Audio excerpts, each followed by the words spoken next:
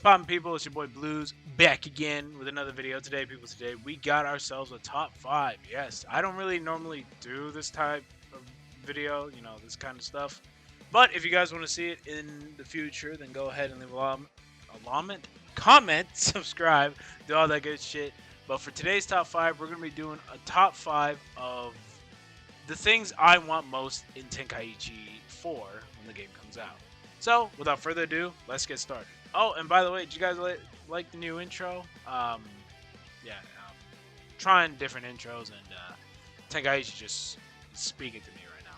Plus, another thing to note is I'm also trying a different style of recording, so it's going to be very different from the normal style because right now I'm using Adobe Audition to record my voice, and once this is done, it's going to transition to the next audio file. So every single one is going to be split into audio files because I don't want to re-record this intro if I say something that's really messed up. And by really messed up, I mean like I screw up my words and fumble too much. So yeah, but then again, that's me, so who cares? Anyways, let's get this shit started. So coming up at the number 5 slot, we have workshop support. Yes, a lot of you guys are probably confused by this, but let me explain. You see, ever since Tenkaichi 3 came out, over the course of the past couple of years, everyone that has been modding Tenkaichi 3 to make it like Tenkaichi 4.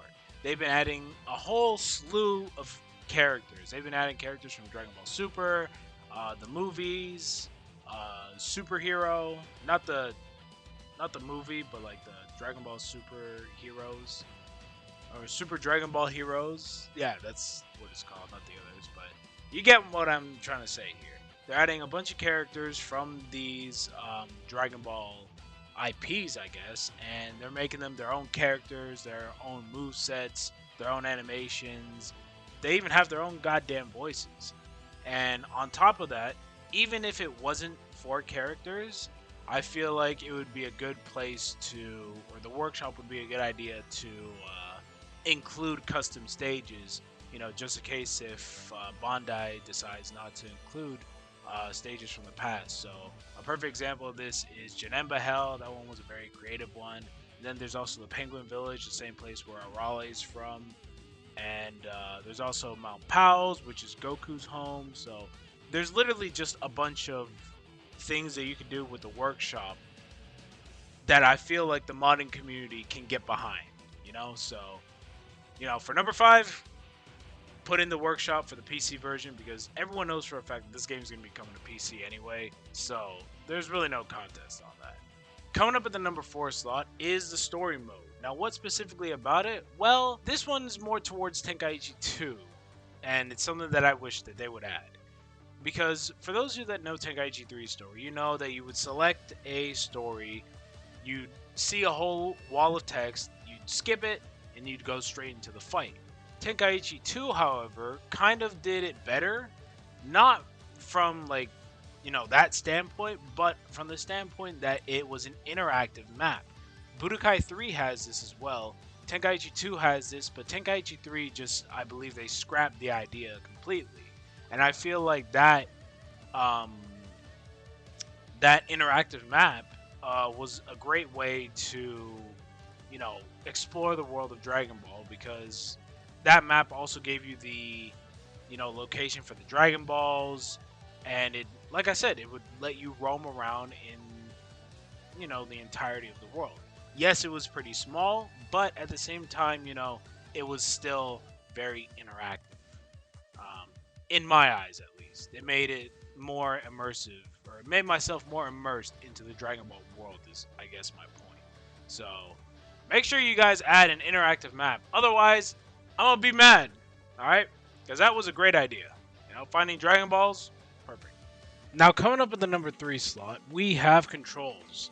So, the thing about the controls in Tenkaichi is, me personally, I feel that the controls are very simple and easy to learn. Now, Tenkaichi 2 had this nailed down completely to a T, because in Tenkaichi 2 you could actually configure the controls, or from what I understand on the Wii version, you can configure the controls to whatever you saw fit. In Tenkaichi 3, however, because they were trying to utilize the motion controls, that way you could, it would literally seem like you're doing a Kamehameha with like the Wiimote and Nunchuck. You'd have to play, like, there was no way for you to like um, utilize the actual controllers without having to, you know, put your hands in like a Kamehameha motion, you know? And I feel like they need to bring the feature from Tenkaichi 2 back where you can customize your controls and figure out what you want as your attack, your key blast, your block, your dash, your charge up, your ascend, descend, you know, all that. And I feel like they're probably going to add more as well, seeing as how there's just a bunch of other controls that you could essentially think of. Those are the ones I'm thinking of off the top of my head. But if they do implement something like that, I cannot wait to see what they do with it. I hope they keep the controls simples. I hope they keep the controls simple, but at the same time, I do hope that there's some kind of learning curve to it, I guess. Coming up in the number 2 slot, we've got Crossplay. Now, everyone is probably going to scream at Bandai and Toei for this. Just include Crossplay compatibility. Every game that releases, always, the fan base always wants Crossplay. And I get it. It makes sense, you know? If my friend has a PS5 and doesn't have a computer and wants to face me in Tenkaichi 4 and I have a PC and I have Tenkaichi 4, I should be able to do that. It's not that hard to, I don't want to say implement because that doesn't sound right, but it isn't that hard to include in the game.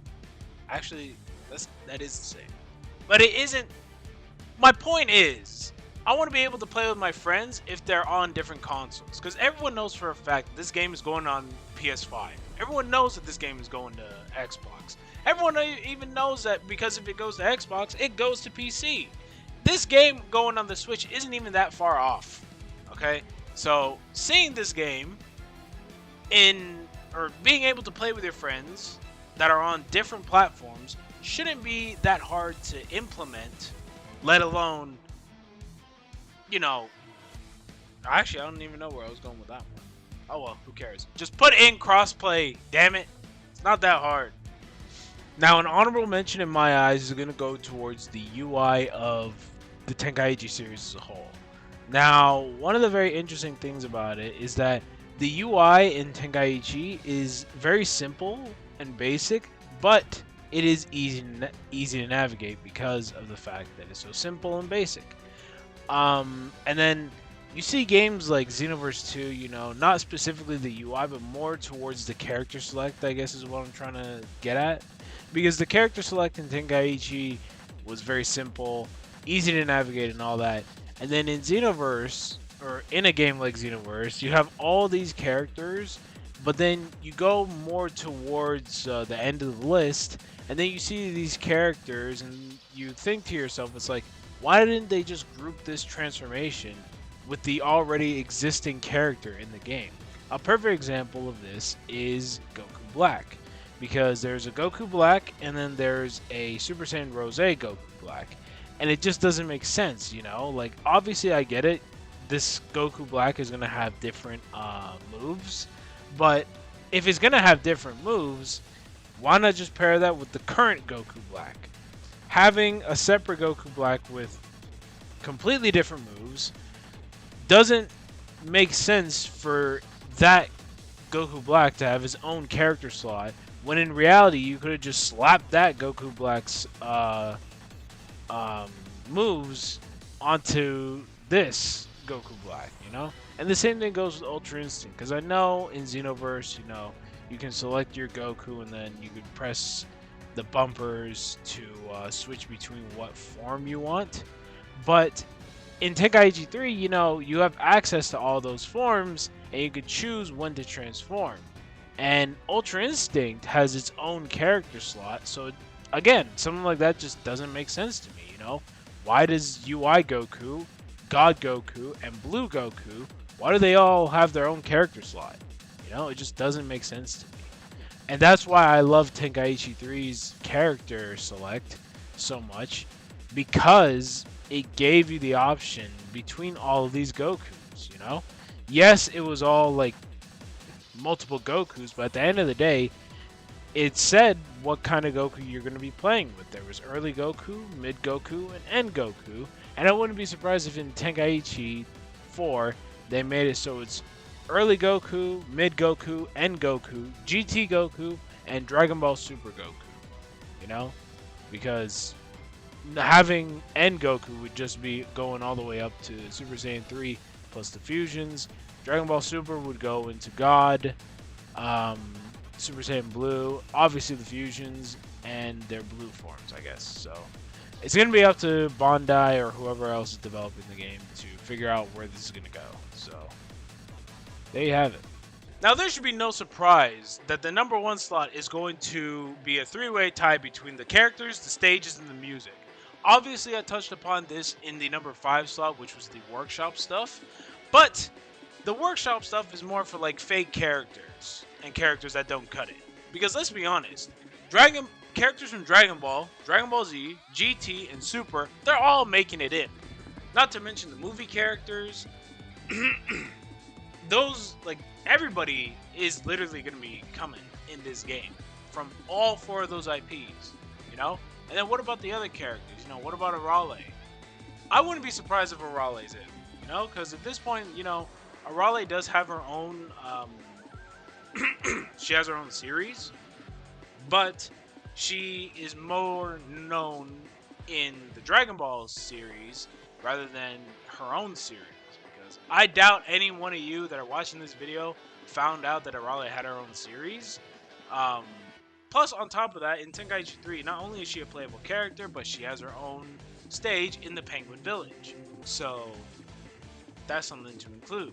So in terms of characters, I would be surprised if there are certain characters that are in the anime and in the manga that don't appear, you know? I'd be genuinely surprised if they released Tenkaichi 4 right now and said there's no Beerus. How stupid is that, you know? And then let's go on to the other part of that, which is the stages.